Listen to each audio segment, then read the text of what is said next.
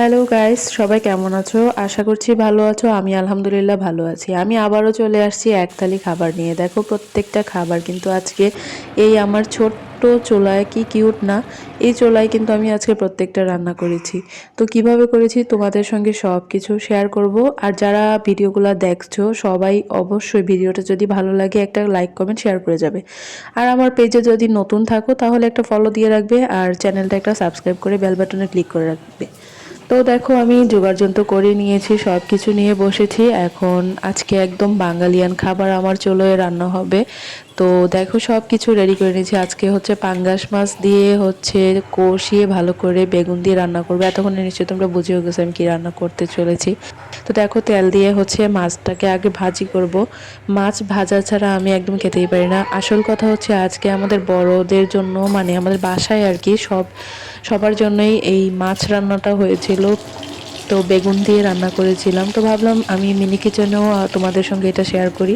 সবসময় তো আমার বড় চুলোয় রান্না সবসময় দেখো তোমরা, তো আজকে মিনি কিচেনেও যেহেতু আমি রান্নাবান্না করছি, ভিডিও এর আগেও দিয়েছি তো তোমরা দেখেছো, তাই হচ্ছে আবারও চলে আসছি। আর প্রচুর ধোয়া হচ্ছিল। দেখো এই চুলোয় কিন্তু অনেক কঠিন রান্না করা, বাবারে আমি যতটা সহজ ভেবেছিলাম কাজটা কিন্তু মোটেও ততটা সহজ নয়। মাছ ভাজা হয়ে গিয়েছে, তো একই তেলে এখন অল্প করে পেঁয়াজ দিয়ে দিলাম। আসলে আমরা মানে বড় হাঁড়িতে যেভাবে রান্না বান্না করি ঠিক সেম ভাবে হচ্ছে এখানেও রান্না করছি। তো বেগুনটাকে আগে আমি কষাবো, তার জন্য এখানে অনেক ধরনের মশলা যা যা দেওয়া লাগে সবই দিয়ে দিলাম। লবণ, হলুদ, মরিচের গুঁড়া সবকিছু আমি নিয়েই রাখছিলাম আগে, কারণ যেহেতু ছোট জিনিস এখানে অনেক ভেজাল হয়ে যাবে এমনিতেই রান্না করতে গেলে। তো আজকে ভিডিওটা একটু লং হবে কারণ অনেকগুলো রান্না করব, তো তাই সঙ্গে থেকে আমার। দেখো বেগুনটাকে এখন ঘুরে ঢেকে হচ্ছে রান্না করব। তোমরা আবার মনে করতে পারো যে অল্প আগুনে কিভাবে সিদ্ধ হবে, আমিও তাই ভাবছিলাম তোমাদের মতো যে রান্নাটা হবে কিনা। অ্যাকচুয়ালি না, আসলে খুবই সুন্দর মতো একদম বড় পাতিলে যেভাবে রান্নাটা হয় সেভাবেই কিন্তু হয়ে গেছিল। কারণ ছোট জিনিস তো, আর তাপের মানে তাপটা কিন্তু খুব ভালোই ছিল। তো দেখো একটু পরপর আগুন নিভে যাচ্ছে, আবার কষ্ট করে আগুন ধরিয়ে দিচ্ছি। তো এই করতে করতে অনেক টাইম নিছিল। এই টাইমের মধ্যে জানো আস্ত একটু গরু রান্না করা যাবে।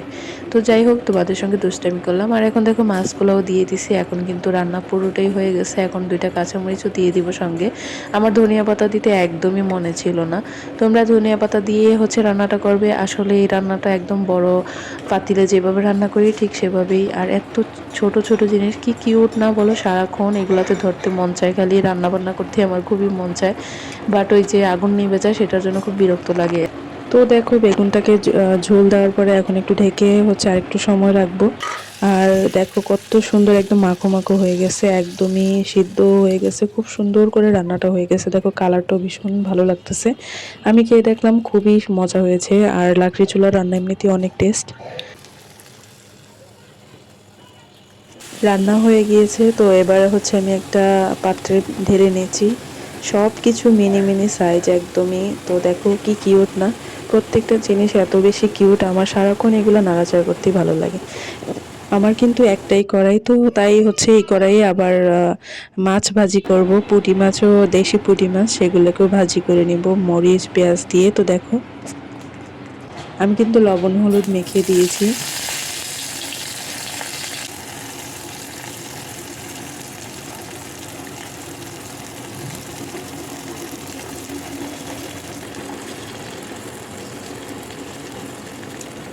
পুঁটি মাছগুলোকে একদমই মুচমুচে করে ভাজি করব। তো যখন একটু ভালো করে ভাজা হয়ে গেছে এবার আমি পেঁয়াজ মরিচ দিয়ে আর একটু নেড়ে চেড়ে নরম করে তারপরে নামিয়ে নিব আর কি।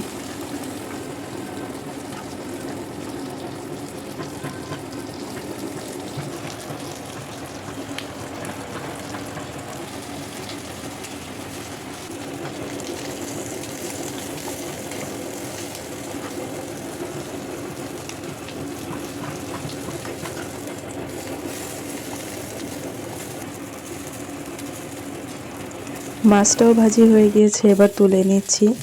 মাছটা কিন্তু খুব ভালো মতোই ভাজি হয়েছে। আমাদের বাসায় কিন্তু আজকে তাই রান্না হয়েছে। যা যা যা রান্না এখানে করছি সব কিন্তু আমরা বাসায় তাই রান্না করেছিলাম। তো দেখেন এখন হচ্ছে একটু পাতাকপি ভাজি করব। এটাও কিন্তু আমরা বাসায় রান্না করে সবাই মিলে খেয়েছি।